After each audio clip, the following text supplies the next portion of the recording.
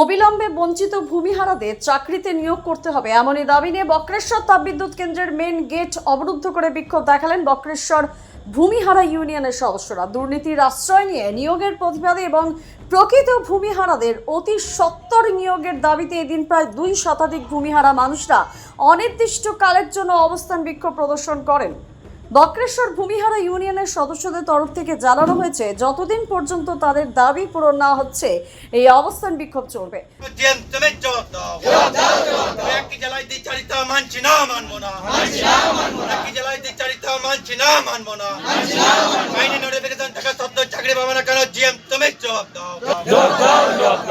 আজকে আমাদের বিক্ষোভ এখানে সবাই জানে যে আমাদের অনেক আগেই জমি গিয়েছিল, 1996 সালে আরও ধাপে ধাপেও গিয়েছে।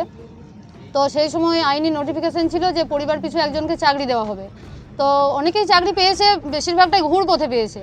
তো আমরা যারা প্রকৃত ভূমিহারা তারা এখনও বঞ্চিত রয়েছি। আর সেই সাথে 1 বছর আগে মানে 2023 সালে আমাদেরকে একটা ট্রেনিং করায় পিডিসিএল।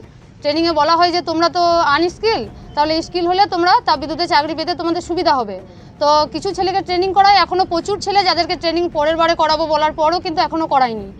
আর এদিকে 6 মাস আগে আমরা একবার বীরভূম জেলা প্রশাসন পিডিসিএলের আধিকারিকদের সাথে বসেছিলাম, আমাদেরকে 6 মাস অপেক্ষা করতে বলা হয়। সেই দিনও পেরিয়ে যায় এবং ঘুর পথে ওরা অস্থায়ীভাবে শ্রমিক নিয়োগ করে কাজ তুলিয়ে নেয়। আর আমরা এখন বঞ্চিতই রয়েছি। এখন আমরা চাইছি যে একটা যেখানেই আমরা যাই বলে একটা জট আছে, কিন্তু সেই জট কোথায়, আমরা সেখানেই যাব এবং জট খুলতে হবে এবং প্রকৃত ভূমিহারাদের নিয়োগ করতে হবে।